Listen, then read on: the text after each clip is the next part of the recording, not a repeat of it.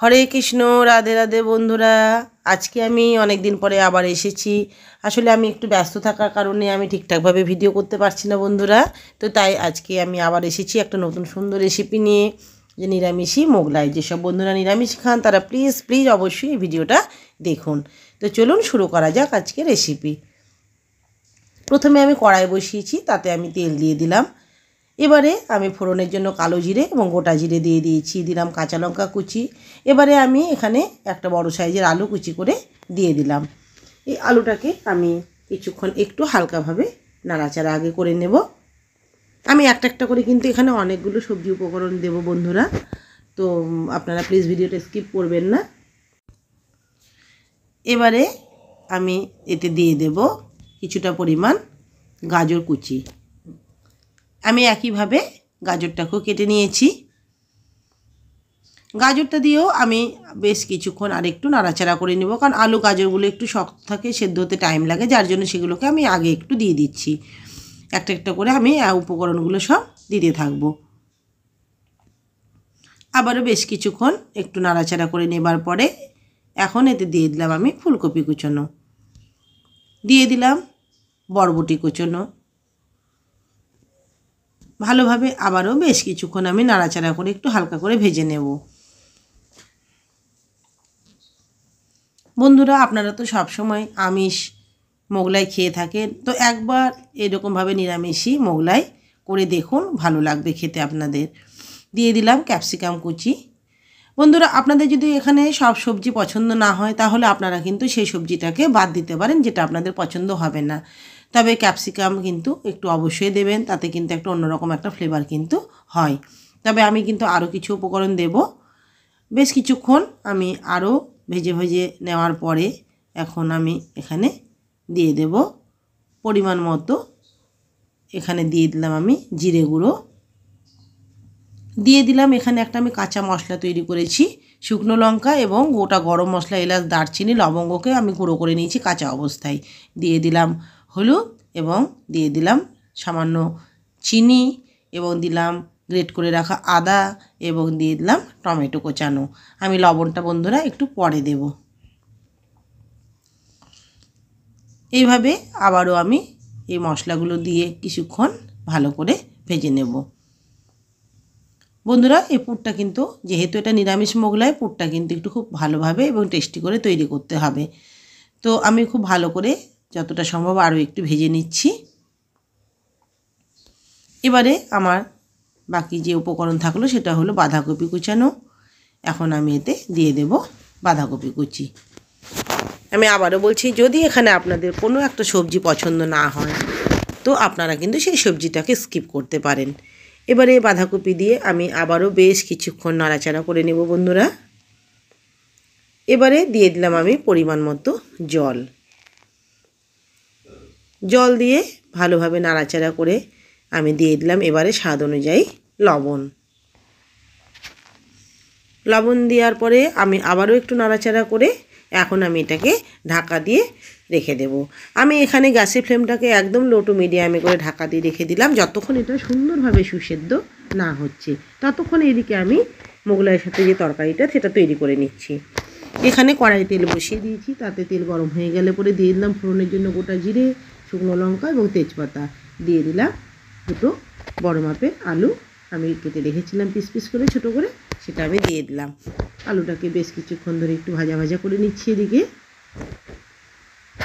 এদিকে আমি পুরটা একবার দেখে নিচ্ছি কতটা সুসেদ্ধ হয়েছে। তো আমি ঢাকনাটা তুলে দেখুন আমি আবার একটু নাড়াচাড়া করে নিচ্ছি। এখনও কিন্তু আরও সুন্দরভাবে সেদ্ধ হবে এবং জলটাও আছে।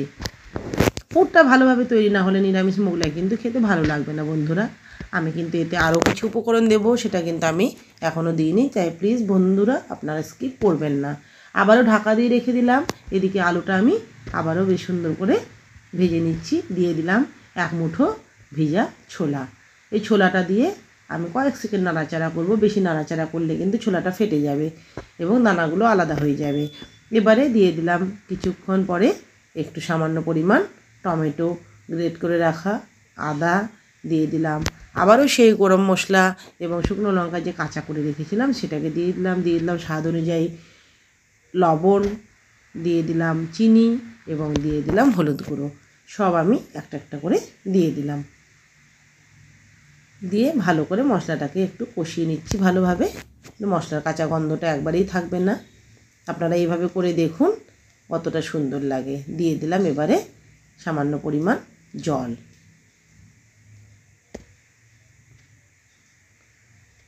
ভালোভাবে জল দেওয়ার পরে মশলাটাকে সুন্দর করে কষিয়ে নিলাম আমি।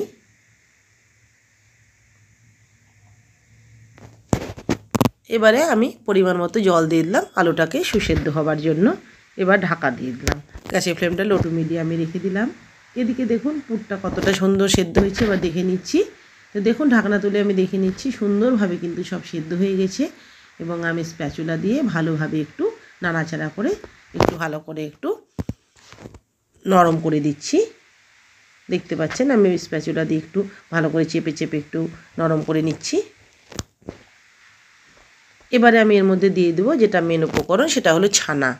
আপনারা এখানে পনিরকেও কিন্তু গ্রেট করে দিতে পারেন। আমি ছানা বাড়িতেই তৈরি করে আমি ছানা দিয়ে দিলাম। এই ছানা দিয়ে এখন পুরো আমি সবজিটাকে সুন্দরভাবে মিক্সড করে নিয়ে ভালোভাবে নাড়াচাড়া করে নেব। এই ছানাটা দিলে নিরামিষি মোগলাই খেতে কিন্তু ভালো লাগবে। তো ভালোভাবে দেখুন আমি সুন্দরভাবে নাড়াচাড়া করে নিলাম। এটা বেশ দলা দলা হয়ে গেছে। এখন পুরটা একদম সম্পূর্ণ তৈরি হয়ে গেছে। গ্যাসটাকে আমি এখন বন্ধ করে দিলাম। এদিকে আমি যে আলুর তরকারিটা বসিয়েছিলাম সেটাকেও দেখে নিচ্ছি। সেটাও কিন্তু সুন্দরভাবে সুসেদ্ধ হয়ে গেছে। দেখুন সেদ্ধ হয়ে গেছে। আমি একটু খুন্তি দিয়ে একটু কেটে কেটে দিলাম আলুগুলোকে। এবার গ্যাসটাকে আমি বন্ধ করে দেব। পরে আমি বাটিতে সার্ভ করে নেব। এবারে বন্ধুরা আমি তৃতীয় ধাপে চলে আসলাম। এবারে এখানে আমি নিয়ে নিলাম পরিমাণ মতো ময়দা। আপনারা আপনাদের যতটা পরিমাণ লাগবে সেই অনুযায়ী আপনারা ময়দাটা নিয়ে নেবেন। দিয়ে দিলাম সামান্য পরিমাণ তেল এবং একটু লবণ। ভালোভাবে আমি একটু কিছুক্ষণ 2 থেকে 3 মিনিট ময়াম দিয়ে নেবার পর এখানে দেখুন জল রেখেছি। তাতে আমি চিনিটাকে ভিজিয়ে দিয়েছিলাম। চিনির দানাটা মোটা, যার জন্য আমি ময়ামের সময় দিইনি, গোটা গোটা থাকবে বলে আমি জলের মধ্যে ভিজিয়ে দিয়েছি। তো দেখুন এবারে ওই চিনি ভেজা জলটা দিয়েই আমি ময়দাটাকে সুন্দর করে মেখে নেব।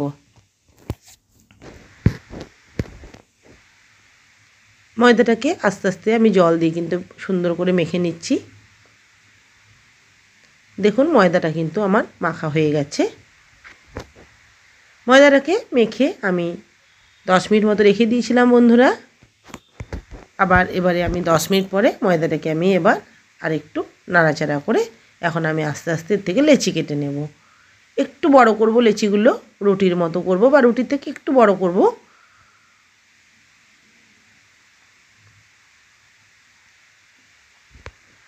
তো আমি এখন একটা একটা করে লেচিকে বেলে নেব। আমি খুব বেশি কিন্তু এখানে পাতলা যে দোকানের মতো কিন্তু করব না বন্ধুরা। যেমন আমিষ মোগলাই খুব পাতলা করে, আমি কিন্তু পাতলা করব না। এখানে নর্মাল যেমন রুটি করি আমরা ঠিক সেইভাবেই আমি এখানে এটাকে বেলে নেব। এবারে আমার বেলা হয়ে গেলে পরে দেখুন আমি আস্তে আস্তে বেলে নিচ্ছি। তো আমার বেলা হয়ে গেছে। এবারে আমি একটু জল নিয়ে চারধারে আমি একটু আগে জলটাকে লাগিয়ে দিচ্ছি।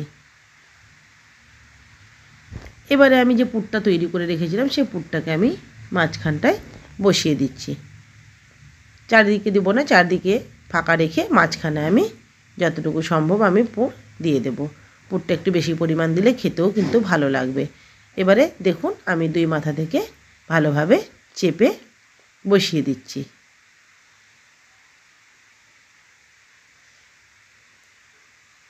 এভাবে আমি চারিদিক থেকে কিন্তু এটাকে আমি কিন্তু সুন্দর করে আমি চেপে বসিয়ে দিলাম। তো মোগলাইটা আমার একটা তৈরি হয়ে গেল। আমি আরও একটা মোগলাই একইভাবে তৈরি করে দেখে দিচ্ছি।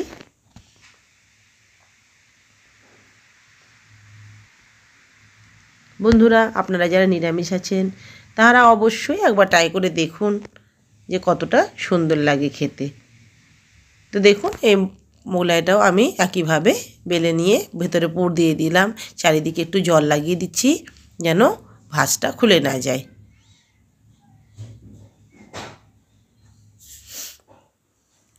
এবারে আমি আবার চারদিক থেকে ভাঁজ দিয়ে দেব।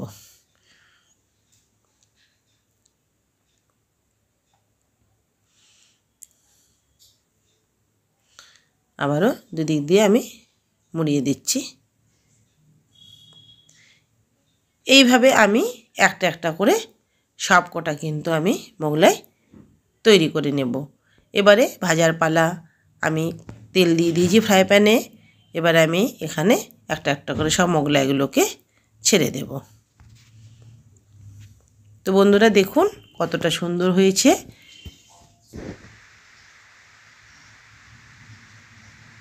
আরও একটা আমি মোগলাই দিয়ে দিলাম একসাথে। আমি এখানে আমার ফ্রাই প্যানটা আমার একটু বড় আছে, যার জন্য আমি 4টে মোগলাই একসাথে দিয়েছি। আপনাদের যেমন পরিমাণে ধরবে সেই পরিমাণেই আপনারা ভেজে নেবেন। এবারে আমি গ্যাসের ফ্লেমটাকে মিডিয়ামে রেখে উল্টে পাল্টে ভালোভাবে মোগলাইগুলোকে ভেজে নেব।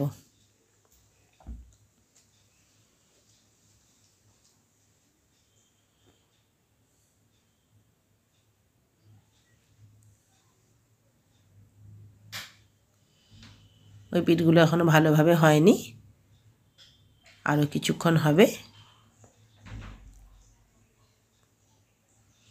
গ্যাসের ফ্লেম কিন্তু বেশি হাই করবেন না বন্ধুরা, একটু মিডিয়ামে রাখবেন, তাহলে কিন্তু ভেতর থেকে ভাজাটা সুন্দরভাবে হবে।